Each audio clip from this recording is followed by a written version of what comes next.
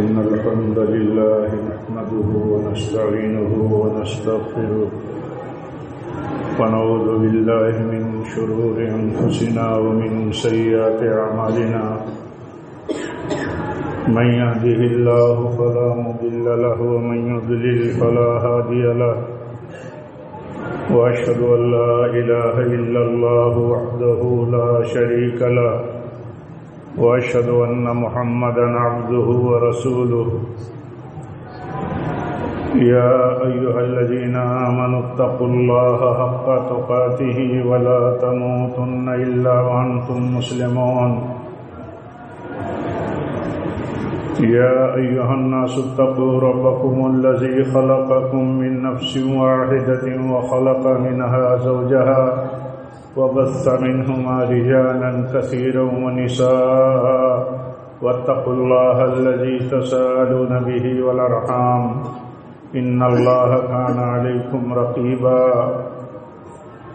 يا أيها الذين آمنوا اتقوا الله وقولوا قولا سديدا يصلح لكم أعمالكم ويغفر لكم ذنوبكم ومن يطع الله ورسوله فقد فاز فوزا عظيما أما بعد فإن خير الحديث كتاب الله وخير الهدي هدي محمد صلى الله عليه وسلم وشر الأمور محدثاتها وكل محدثة بدعة وكل بدعة ضلالة وكل ضلالة في النار أعوذ بالله من الشيطان الرجيم بسم الله الرحمن الرحيم يا أيها الذين آمنوا أطيعوا الله وأطيعوا الرسول وأولي الأمر منكم فإن تنازعتم في شيء فردوه إلى الله والرسول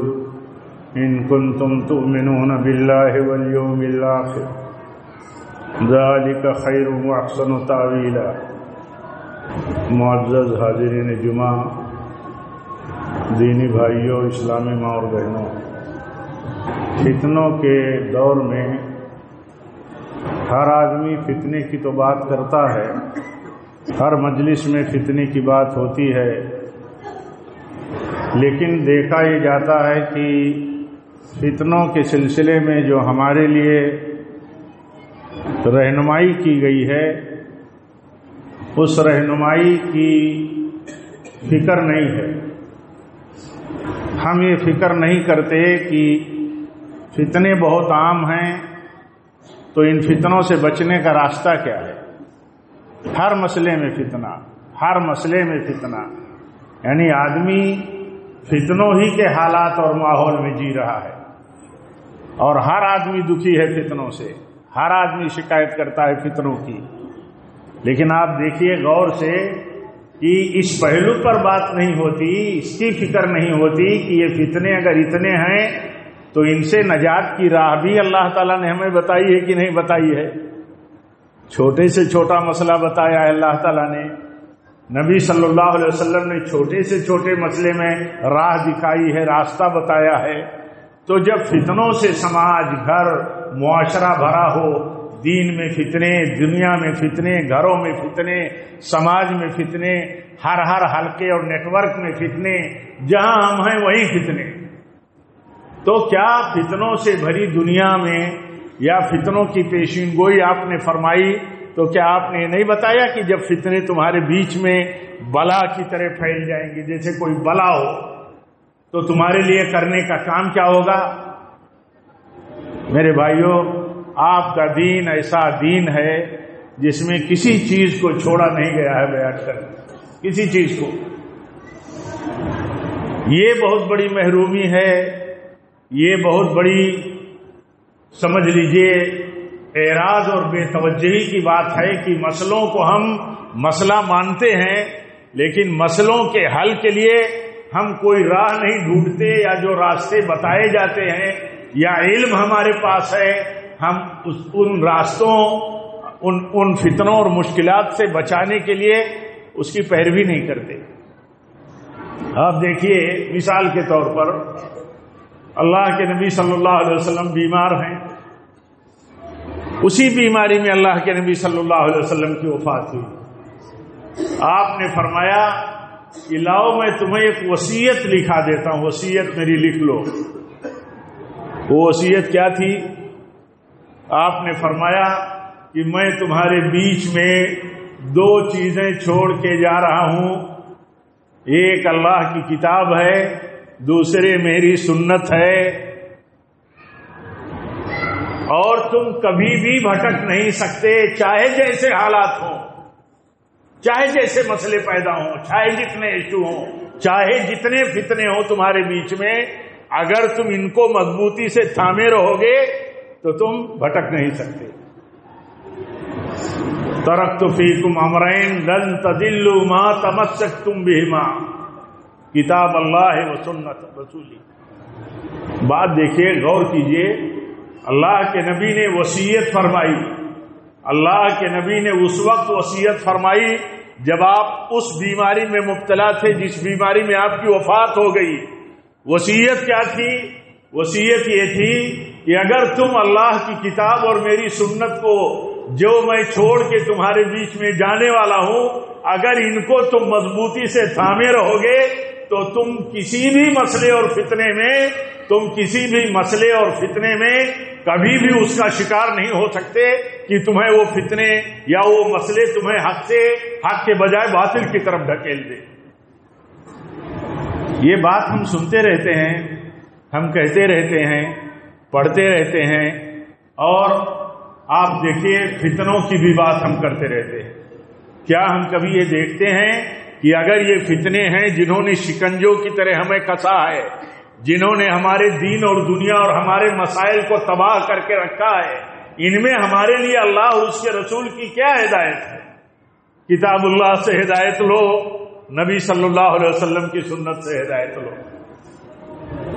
اللہ اور اس کے رسول کی طرف جب حوالہ ہوتا ہے، کتاب اور سنت کی طرف جب حوالے کی بات ہوتی ہے، تو اس کا معنی یہ ہوتا ہے کہ جو ایشو تمہارے بیچ میں فتنے کی شکل بن گیا، جو ایشو تمہارے بیچ میں تمہارے لڑائی اور اختلاف کا سبب بن گیا، امت میں اختلاف کا سبب بن گیا، امت میں بٹوارے کا سبب بن گیا، امت میں گروہ بندی کا سبب بن گیا، تو کیا امت کو ایسے ہی یہ کہتے رہنا اور ایسے ہی مطلب تبصرے کرتے رہنا یا اظہار فکر کرتے رہنا کہ بڑا اختلاف پیدا ہو گیا، بڑی مشکل پیدا ہے، لوگ ایک دوسرے کے خلاف باتیں کرتے ہیں، تو آخر اس میں حل تو ہے؟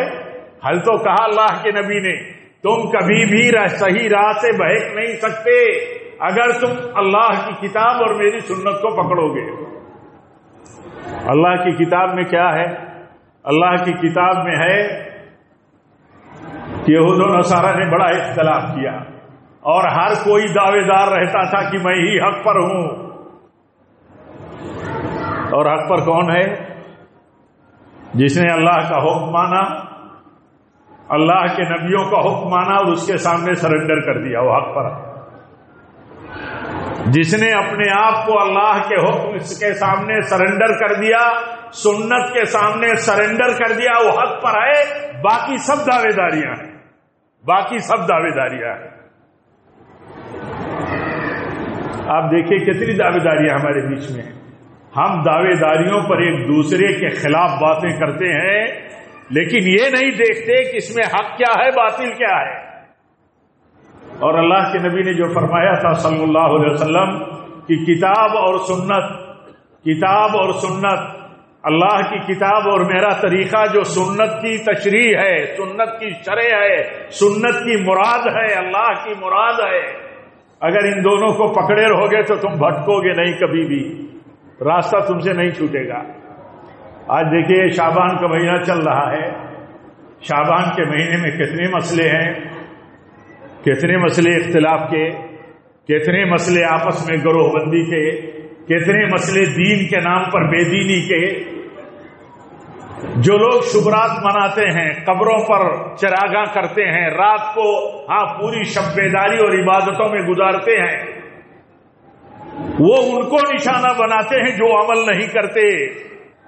تو سوال یہ ہے کہ کیا ہمیں کوئی نشانہ بنائے یا ہم کسی کو فتنوں میں مبتلا ہونے کی بات کریں تو یہ سب صرف دعووں پر یہ بات ہوگی؟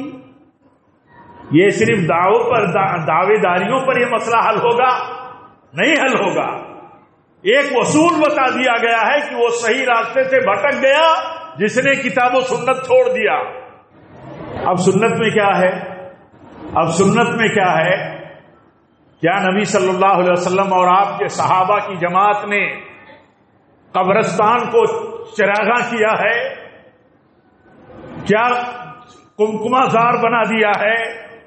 کیا قبروں پر جمع اور اجتماعی صورت میں جمع ہونے کی سنت چھوڑی ہے؟ کیا صحابہ ایسے ہی جمع ہوتے تھے قبرستانوں پر کہ جیسے آج لوگ جمع ہوتے ہیں اور ٹریفک تک کی صورتحال کھڑی ہوتی ہے؟ کیا ایسا ہوتا تھا؟ ایسا بھی کوئی ثبوت ہے؟ اور جب آپ نے یہ بات فرما دی، امت کا ہر آدمی اگر وہ علم اور دین سے لگاؤ رکھتا ہے تو اس کی کان تک، اس کے دل تک یہ بات دستک دیتی ہے کہ اللہ کے نبی نے فرمایا کہ جب تم دیکھو گے اختلاف تو تمہارے اختلاف سے بچنے کی راہ میری سنت ہوگی، میرے صحابہ اور میرے خلفاء کا طریقہ ہوگا. آج امت میں جتنے مسائل ہیں یہ تو ایگزامپل ہے، ہم جس پیریڈ میں گزرتے ہیں اس کی ایک مثال ہے. جتنے مسئلے ہیں ہمارے آپ کے بیچ میں، سارے مسئلوں کی نوعیت ایک جیسی ہے. وہ کیا ہے؟ آدمی جو ہے علم نہیں رکھتا، فتنوں کی سمجھ نہیں رکھتا، حق و باطل کی تمیز نہیں رکھتا. یعنی حق کیا ہے، باطل کیا ہے. پھر حق و باطل کی تمیز نہیں ہے تو علم حاصل نہیں کرتا، اور علم حاصل کرنے کے جو سورسز ہیں، جو ذرائع ہیں، ان ذرائع کو استعمال نہیں کرتا تو نتیجہ کیا ہے؟ نتیجہ یہ ہے کہ وہ شبہے میں پڑا رہتا ہے. مسلمان شبہے میں پڑا رہتا ہے. مسلمانوں کا طریقہ شبہے پر نہیں ہے، مسلمانوں کا طریقہ علم پر ہے، یقین پر ہے. دین کا مسئلہ شبہے پر نہیں ہے. عوام کیا سمجھتی ہے؟ اتنی بڑی تعداد پوری امت کی اگر شبہات مناتی ہے تو کیا یہ حق نہیں ہوگا؟ کیا یہی طریقہ ہے شریعت کا کہ اگر کسی مسئلے میں میجارٹی مطلب مبتلا ہو، کسی مسئلے پر میجارٹی عمل کرتی ہو تو یہی حق، یہی ہے اس کے حق ہونے کی دلیل؟ کیا کتاب و سنت میں کہیں ایسی بات کہی گئی ہے کہ کسی بات کے حق ہونے کی دلیل یہ ہے کہ زیادہ لوگ اس پر عمل کرتے ہو؟ اللہ کے نبی نے یہ بات کہہ کے مسئلہ صاف کر دیا. آپ نے یہ کہہ کر کے مسئلہ صاف کر دیا کہ تمہیں گمراہی سے بچنے کے لیے جو سورس اور ذریعہ دیا گیا ہے وہ اللہ کی کتاب ہے، میری سنت ہے. کیا اللہ کے نبی صلی اللہ علیہ وسلم نے شبہات کی رات جاگی ہے، جگایا ہے، جمع کیا ہے، قبرستان پر جمع کیا ہے، اور قبرستان سے وہ تعلق، وہ توسل، وہ طریقہ جو اپنایا جا رہا ہے، اپنایا ہے امت نے؟ کیا ایسا کیا ہے؟ اگر ایسا نہیں کیا ہے اور یقیناً ایسا نہیں کیا ہے، کوئی علم نہیں، کوئی دلیل نہیں، کوئی ثبوت نہیں، تو یہ ایک مسلمان کے لیے جو ایسے مسئلے، ایسی باتیں، ایسے یشوز جو ہمارے لیے ایسا بن جائے کہ ہمیں ایک دوسرے کو دست گریباں ہونے پر مجبور کر دیں، تو ان سے بچنے کی راہ کیا ہے؟ صورتحال فتنوں کی ایسی بن جاتی ہے. امام ابن تیمیہ رحمۃ اللہ علیہ فرماتے ہیں کہ جب فتنہ پھیلتا ہے، کسی طرح کا بھی فتنہ، تو بڑے بڑے عقل مندوں کی عقلیں کام نہیں کرتی ہیں کہ بیوقوف جو اس فتنے میں اتنی بڑی تعداد میں مبتلا ہو گئے انہیں بچایا کیسے جائے. شبہے پر، میجارٹی پر، روایتوں پر، تقلید کی بنیاد پر، اپنے باپ دادا، اپنے پرکھے اور اپنے بڑوں کی روایتوں کی پیروی کی بنیاد پر، ان کی تعلیم کی بنیاد پر لوگ چلے جا رہے ہیں. کوئی دلیل نہیں ہے. ان کو سمجھا کر کے لایا کیسے جائے؟ امام ابن تیمیہ رحمۃ اللہ علیہ فرماتے ہیں کہ بڑے بڑے عقل مندوں کی عقلیں کام نہیں کرتی کہ ان کو کیسے سنبھالا جائے. تو یہ میرے بھائیوں، یہ فتنوں کا حال ہوتا ہے، اور وہی بچتا ہے ایسے حالات میں جو فکر مند ہو اور اللہ تعالیٰ کی پھر اس کے اوپر مہربانی ہو. تبھی بچے گا، نہیں بچے گا، نہیں بچے گا آدمی. کوئی بھی فتنہ ہو، فتنہ کسی بھی فتنے میں بندہ مبتلا ہوا، اگر وہ یہ نہیں سمجھتا ہے کہ اس فتنے میں ہم پڑ گئے تو ہمارے لیے ہدایت ہے، ہمارے لیے طریقہ ہے، ہمارے لیے وصول ہے. وصول کیا ہے؟ وصول شریعت کیا ہے؟ قرآن، حدیث، صحابہ کا طریقہ ہمارے لیے وصول ہے. ہمارے لیے کام کرنے کا کیا ہے؟ اسی وصول کے تحت کام کرنا ہے، اسی وصول کے روشنی میں کام کرنا ہے. اب ہم دو بھائی ہیں، ہم مسلمان جماعتوں میں بٹ گئے، گروہ بندیوں میں مبتلا ہو گئے، تو خبردار تو کیا ہے، خبردار تو کیا ہے اللہ تعالیٰ نے، خبردار تو کیا ہے کہ پہلی امتیں کیسے گروہ بندیوں میں مبتلا ہوئی، فرقہ بندیوں میں مبتلا ہوئی اور مگن رہتی تھی اپنے اپنے طریقے پر.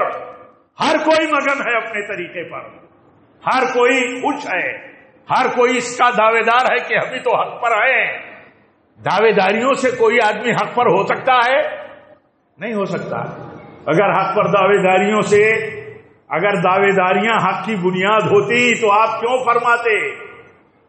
فرماتے میری امت میں 73 فرقے ہوں گے؟ یہود و نصارہ میں تو 72 فرقے تھے،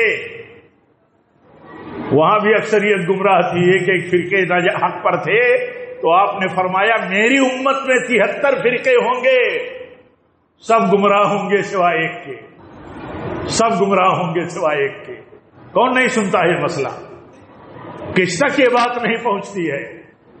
فرقہ بندی کے جھگڑوں میں جینے والے ہم لوگ، وہ بھی اپنے ملک بھارت کے ماحول میں ایک چھوٹی سی اقلیت، مشکلات پہ گھری ہوئی اقلیت اور بہت سارے مذہبی اور تہذیبی تحفظ میں مصیبتوں کو جھیلنے والی امت، اور یہ ہندوستانی مسلمان اور کمیونٹی، اس میں اتنے سارے فرقے، ہر فرقہ ایک دوسرے کے خلاف ہر وقت کھڑا ہے، اس کے خلاف محاذ قائم کرتے ہوئے، اور یہ پرواہ نہیں ہے.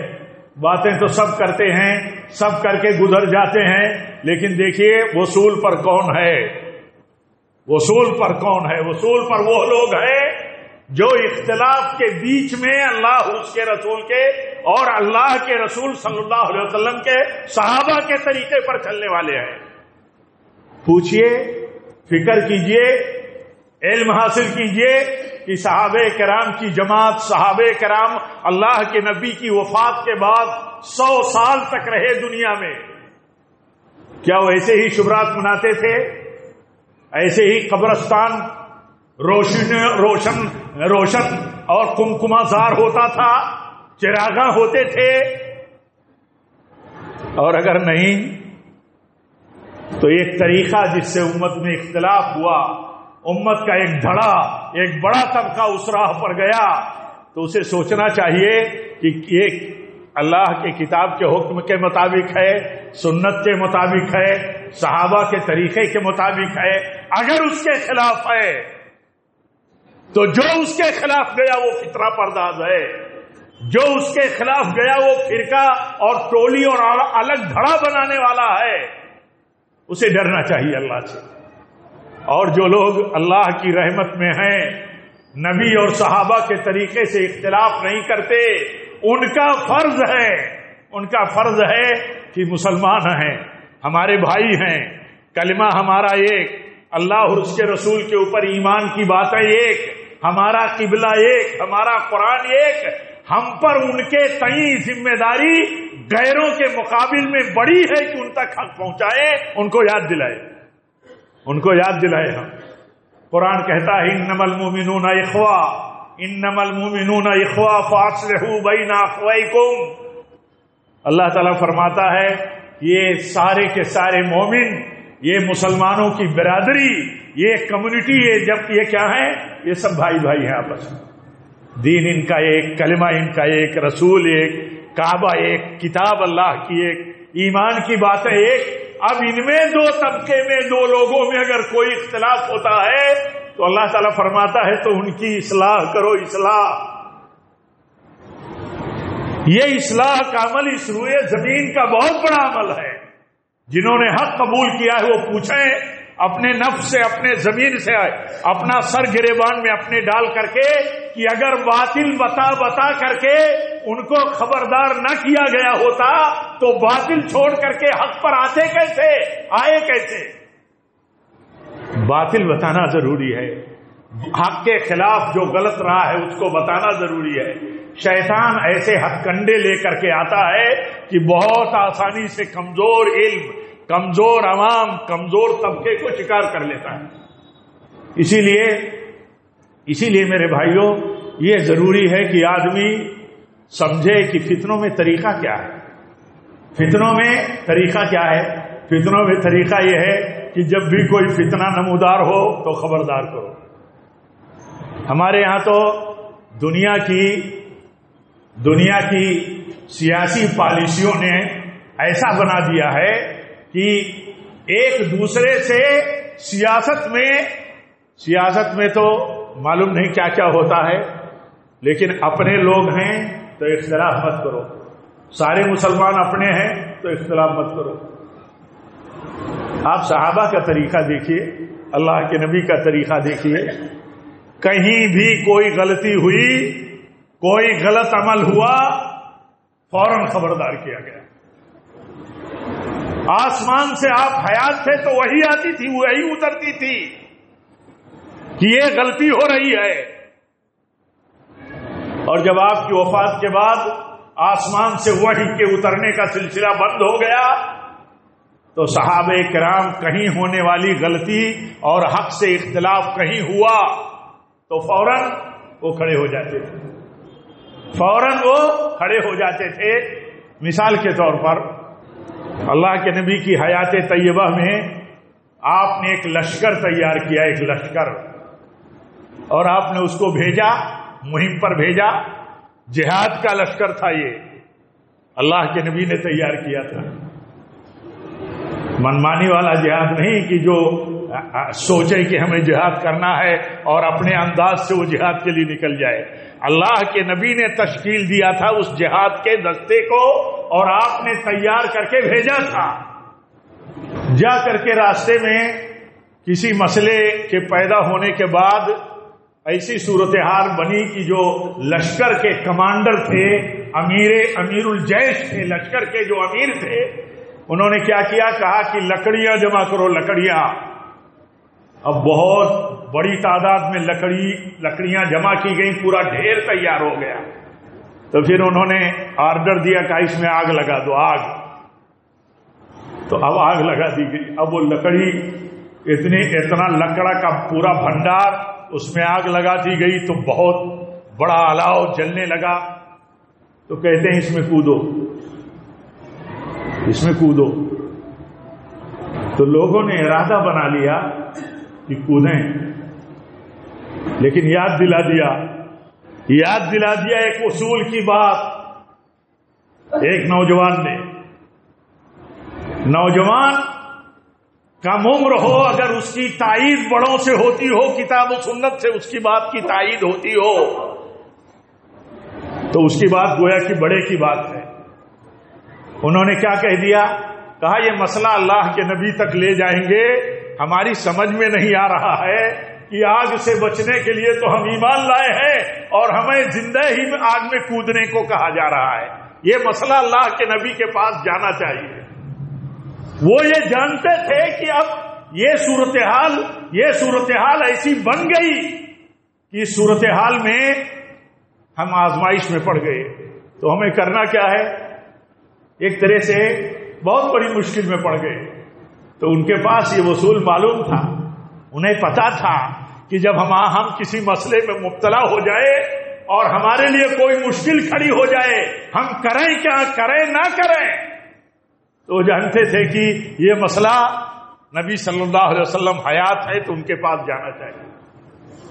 آپ کے پاس جب مسئلہ ہو گیا تو آپ نے اس رائے کی تائید کی کہ آگ میں کودا جانا اور اس کا حکم دینا صحیح نہیں تھا، وہ ان کی غلطی تھی، اجتہادی خطا تھی. تو یہ طریقہ ہے جب بھی کوئی مسئلہ پیدا ہوتا ہے امت میں اس کا طریقہ کیا ہے؟ اس کا طریقہ یہ ہے کہ جو علم میں، جو جماعت میں، جو ہمارے معاشرے میں اتھارٹی کی حیثیت رکھتے ہیں، اگر ان تک مسئلہ نہیں گیا تو فتنے کی آگ جلتی رہے گی اور لوگ جلتے رہیں گے۔ ایسی ہی صورتحال آج ہے۔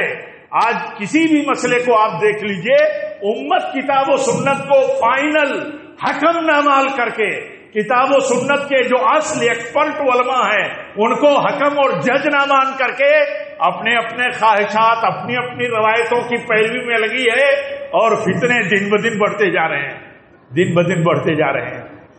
مسئلہ کبھی ایسا نہیں ہو سکتا کہ ہمارے بیچ میں نہ پیدا ہو۔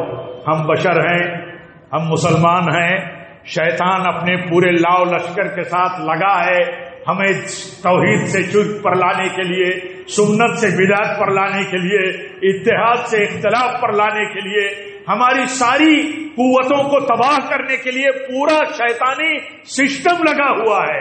اگر ایک مسلمان اگر باشعور رہ کر کے زندہ نہیں رکھے گا اپنے دل و دماغ کو اور اپنی ایکٹیویٹی کو، تو فتنوں میں مبتلا ہو جائے گا۔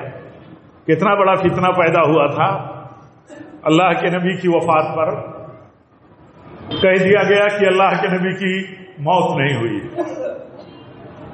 اگر چھوڑ دیا جاتا کہ جانے دو، سب کا دل تو یہی چاہتا ہے کہ اللہ کے نبی کی موت نہ ہو، تو اللہ کے نبی کی موت نہ ہونے کی تو بات ہو گئی، چلو مان لیتے ہیں۔ اس سے بڑی بات صحابہ کے لیے کون سی ہو سکتی تھی کہ آپ حیات رہے، اور اس سے بڑا غم اور مصیبت کون سی ہو سکتی تھی کہ آپ کی وفات ہو جائے۔ لیکن حق ہے، حق ہے، اور جب حق بات بتا دی جائے تو اس کا ماننا حق ہے۔ سارا مسجد نبوی کا پورا حلقہ حضرت عمر بن خطاب کے ساتھ جڑا ہوا تھا، وہ باتیں کر رہے تھے اور سارے لوگ ان سے جڑے ہوئے تھے۔ جب حضرت ابوبکر رضی اللہ تعالیٰ عنہ آئے آپ کی خبر سن کر کے، تو آپ کے کمرے میں گئے، آپ کے چہرے سے چادر اتاری، بوسہ دیا، اور آپ نے کہا کہ آپ کی موت ہو گئی ہے، کسی کو دو موت نہیں آتی۔ مسجد میں لوٹے، روم سے نکل کر کے دیکھا تو وہ باتیں کر رہے ہیں، تو کہا عمر چپ ہو جاؤ، خاموش ہو جاؤ۔ لیکن وہ ماحول ایسا تھا کہ کبھی کبھی آدمی کسی ماحول میں رہتا ہے تو تھوڑا کسی الگ انٹینشن سے نہیں، اپنے جذبے سے کبھی بات نہیں سنتا۔ لیکن جب انہوں نے بات کرنا شروع کی اور بتایا دلیل دے کر کے، قرآن کی دلیل سنایا، وما محمد الا رسول قد خلت من قبلہ الرسل، محمد صلی اللہ علیہ وسلم ایک رسول ہے، اور آپ سے پہلے جتنے رسول آئے سب چلے گئے، تو کیا آپ کی موت ہو جائے تو تم اپنی ایڑیوں کے بل پہ لوٹ جاؤ گے، چھوڑ دو گے حق؟ یہ پڑھنا تھا، ان کے دل کھلے تھے حق کے لیے، حق انہوں نے قبول کیا تھا، حق کے لیے مرتے مٹتے تھے۔ جیسے ہی انہوں نے قرآن سنا، اپنے جذبات کو قابو میں کر لیا اور کہا یقیناً اللہ کے نبی کی وفات ہو گئی۔ مان لیا۔ یہ جو قرآن کہتا ہے کہ جب حق تمہارے پاس آئے، اختلاف کسی مسئلے میں تمہارے بیچ پیدا ہو جائے، تو تمہارے لیے کیا طریقہ ہے؟ تمہارے لیے طریقہ ہے کہ تم علم اور دلیل کی روشنی میں اختلاف میں وہ راستہ چھوڑ دو جو دلیل کا راستہ نہیں ہے، جو حق کا راستہ نہیں ہے، جو نبی اور نبی کے صحابہ کا راستہ نہیں ہے۔ کیوں ہم یہ بات کہتے رہتے ہیں؟ ہم لوگ یا اللہ والے جو بھی ہیں وہ بات کیوں کہتے رہتے ہیں؟ یہ اختلاف کا راستہ، یہ فرقہ بندی کا راستہ، یہ کتاب و سنت کا دیا ہوا راستہ نہیں ہے۔ کتاب و سنت کا دیا ہوا راستہ کیا ہے؟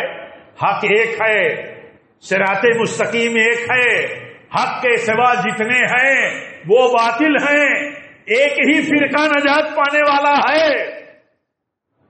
ہر آدمی تک، ہر مرد و عورت تک یہ بات، اس کے دل تک یہ بات پہنچتی ہے تو کیا اس کو یہ فکر ہوتی ہے کہ حق والی جماعت کی نشانی کیا ہے؟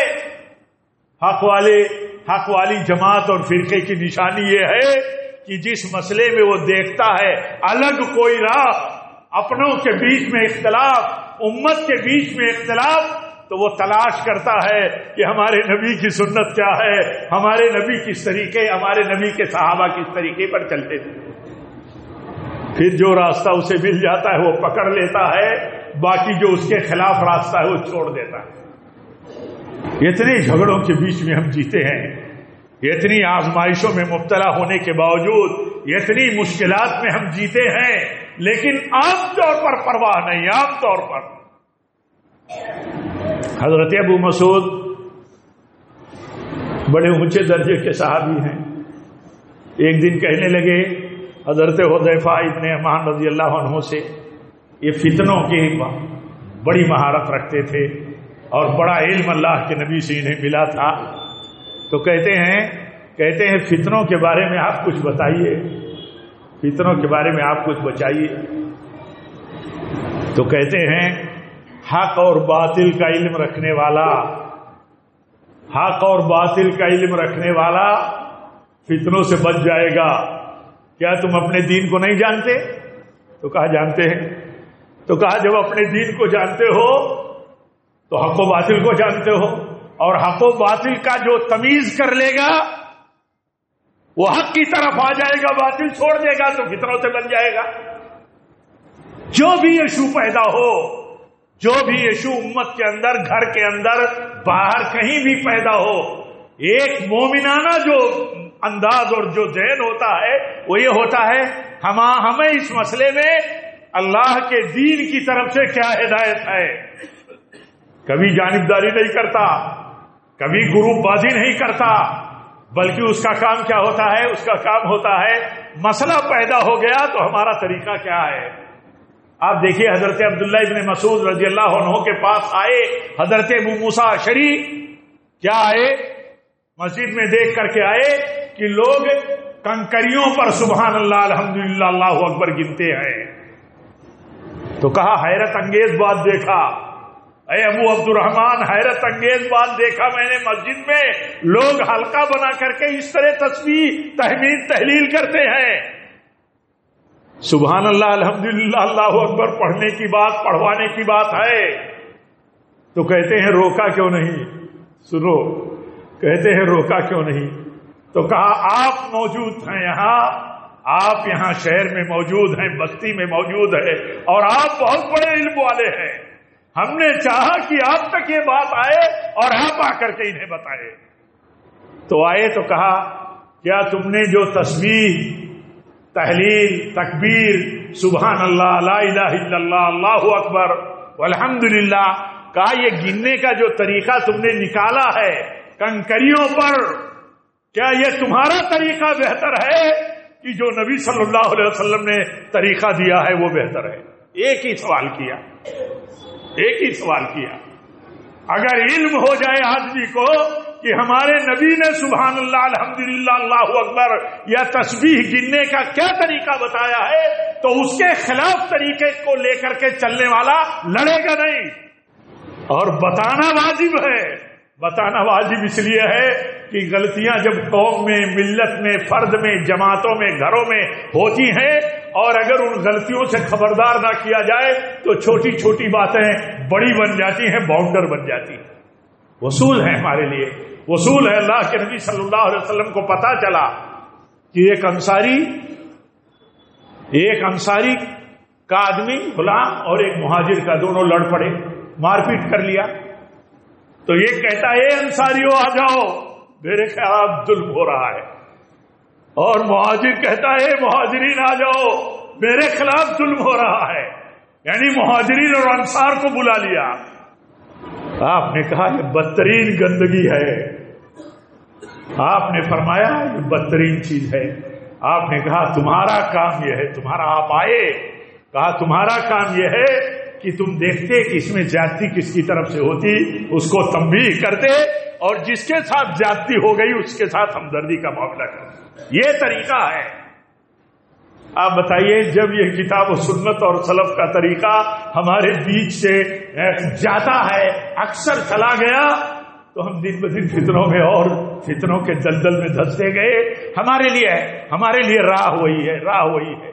اللہ کے نبی نے فرمایا صلی اللہ علیہ وسلم، میری امت 73 فرقوں میں بٹے گی، ایک ہی فرقہ حق پر ہوگا نجات پانے والا.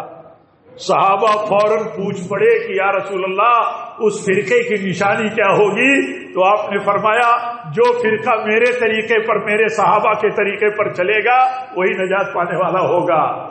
صحابہ اگر شبہات مناتے رہے ہوں تو صحابہ کا طریقہ، صحابہ حق والی جماعت ہے، جنتی جماعت ہے، دنیا میں انہیں بخشش کی جنتی ہونے کی خبر اللہ تعالیٰ نے دے دی ہے. تو اگر وہ یہ طریقہ اپناتے رہے ہو تو حق ہے، اگر انہوں نے ایسا نہیں کیا تو باطل ہے. ایک بات بھی اگر موٹی سی ایک آدمی کی سمجھ میں آ جائے تو کافی ہے. اللہ تعالیٰ سے دعا کرنا چاہیے، دل سے دعا کرنا چاہیے کہ اللہ جن مسئلوں میں ہمارے بیچ میں اختلاف ہے، جھگڑے ہیں، فتنے ہیں، اللہ تعالیٰ تو ہمیں حق کی پیروی کرنے کی توفیق عطا فرما. رب العالمین ہم سب کو تقوی کی زندگی جینے کی توفیق دے، سنت کی زندگی جینے کی توفیق دے، صحابہ کے مسلک پر چلنے کی توفیق دے. اور جب بھی ہماری موت ہو تو نبی کی سنت پر ہو، نبی کے طریقے اور مسلک پر ہو، صحابہ کے طریقے اور مسلک پر ہو، جس پر مرنے پر حق کی اور حق پر مرنے کی گواہی کتاب و سنت میں موجود ہے.